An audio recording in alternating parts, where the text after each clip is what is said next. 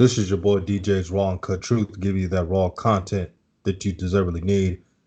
I got my brother Revolution Radio in the building. What's cracking, bro? How you doing, man? Not much, man. I'm doing good. How you doing this morning? Man, blessed by the Most High, man. I've been waiting for this conversation. I only invited the real for this topic because there's so many shines out there, pity patting with Lonzo, not being honest. And I know I've been getting flack for telling the truth. And since you're all about truth, you're perfect for today's show. Yeah, man. Let's get to it, man. All right, man. So, what do you think is wrong with Lonzo Ball? I want you to be very honest. The things that are wrong with Lonzo Ball. Why is he one game playing a little aggressive, just a little bit, and then the next game he doesn't attack the basket at all. He doesn't draw any fouls. He doesn't even hit mid-range jumpers. All of his field goals came from three. And you got people on the web making excuses. The coach didn't do this. The coach didn't do that. When you have Duncan Robinson and others on you, he did have the option to take them on a dribble. I don't care if Bam Adebayo is in that paint. You got to attack these dudes, man. Mm. Um, Man, to be honest with you, like I said, I'm at the point watching Lonzo, man. I question how much Lonzo really loves the game of basketball. Like now, I feel like he approaches basketball. The first couple years, it just seems like he was playing just because his father had, had put him in that lane and trained him all his life to be that way and hyped him up to be this player. But now it seems like he's approaching basketball as a job. He doesn't really have, to me, Lonzo doesn't have natural leadership instincts and leadership capabilities. Like, why does it take Brandon Ingram to win the most improved player for you to want to win it? You know what I mean? Like, Right. why are you trying to win the most improved player when you should be trying to win the MVP? Like, just the way he thinks. The way he thinks is just, he has a follower's mentality. And to me, it translates to the court. Um, for the first 3 years, he really eased into the role of just sitting into the corner and waiting on Brandon Ingram to make a play or waiting on someone else to make a play. When it wasn't Ingram, it was Kuzma. You know what I'm saying? And it's just like, I feel like subconsciously he's accepted that role. Like I was saying yesterday, I've never seen a player, an impact player, the ball come down the court 5, 6 times in a row and they don't even touch the basketball. And you see no frustration, you see no aggression, you see no willingness. Like you never see Lonzo run out of that corner unless instructed by a coach. Run out of that corner and go demand the ball at the top. You know, and, and, Right.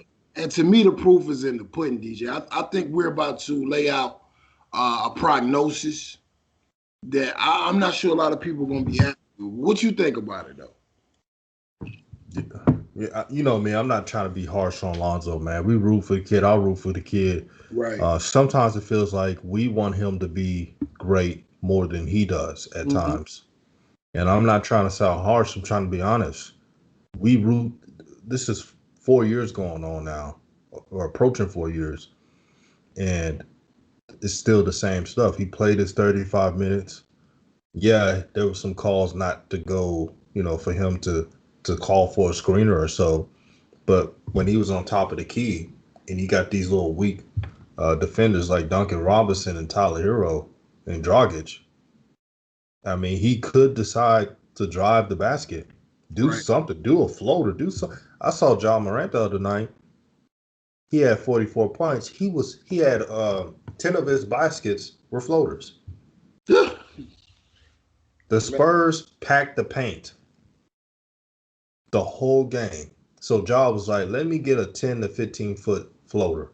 Right. He worked on that before pregame. I watched the game on League Pass, but before the game starts and they're doing shoot around. Mm-hmm. So you could tell John Morant's a smart player. He knew that they were going to pat the paint because Memphis has those dogs that could get to the basket. Right. So he's like, let me switch this up. Let me hit the floaters. Right. He made 10 to 12 floaters that game. That's crazy. And this is what Lonzo needed to do. Lonzo, stop worrying about if Bam is in the paint. Worry about who's guarding you. These dudes cannot check. You're bigger than them. You're stronger. You're faster. Now, I understand if Avery Bradley. Here's the thing: Avery Bradley didn't even mind, like, didn't try to guard Lonzo. He guarded Nah. Brandon Ingram and everybody else. Yep. He was cheating off Lonzo. Yep. Yep. You gotta take advantage of that when they cheating off you on defense. You gotta make them pay. DJ, it's no way, man. You should be sitting on the couch saying this. He like this man is a 4-year vet. He got to know this, man. Like you said, like, look, I rooted for Lonzo. I root for Lonzo. I used to watch every Lakers game that Lonzo played. Anytime I could watch the Pelicans, I was watching the Pelicans. This isn't a thing where I dislike Lonzo. Does Lonzo's style of play really fit what I like to see? Not at all. I'm not going to sit up here and cap. But do I think he could be a good player? Do I think he could be a great player? Potentially, he could be a Jason Kidd type of player. But the fact that we have to have this conversation, like, it does not bode well, bro. It does not bode well. Like, if we're seeing these things, Lonzo has to see these things. Now, some of this, I'm going to just be real. Some of this is on coaching and Luke Walton damaging him from day one. And some of this has become psychological. I can't sit up here and lie. Because it seems like Lonzo's the type of guy, he's going to always follow the system. Even if the system ain't working, he might complain about it behind closed doors, but he's going to follow the system. It's too many times, bro. And B.I. has taken a leap as a player. B.I. is a poor man's Carmelo Anthony. You know what I'm saying? So B.I. is taking a jump. You know what I mean? B.I. can give you 30 a game. But his style, just like Carmelo, is really not conducive to winning anything. B.I. gets the ball off the glass. Lonzo will be standing right next to him. And B.I. will, like, fan this man off and bring the ball up the court and dribble for 20 seconds and then stop, pull up 15 feet jumper. And a lot of times it's cash money. I'm not going to lie. But sometimes it just stagnates the offense. And it's like, it's almost like they got Lonzo playing, or Lonzo got himself playing a Derek Fisher role with Kobe. There's a couple problems with that. You're not Kobe. That's one. Two, Lonzo's not the shooter that Derek Fisher was. Also, you're wasting a 6'6" frame. You're wasting that court vision. And that's why you see Lonzo's assists not going up, because he barely has the ball. How the hell you ever going to have assists if you barely bring the ball up? If you're barely controlling the offense, how are you ever going to have assists?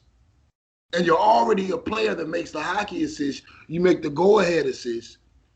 Well, not the go-ahead assist. The assist is going to lead to the next assist. You know what I mean? If you're that player, when are you ever going to have stats?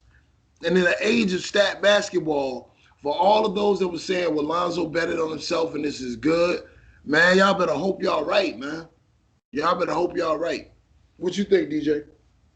Man, I got to give you credit. You were more cautious from the first game. See, I was a little excited, like any other fan of Lonzo Ball, and I made the one mistake, because we've been seeing Lonzo through the years have one good game, one bad game. I said, oh, man, he's betting on himself. Right, he's about right. to get that bag. I spoke too soon. That was my problem, and I made that one mistake.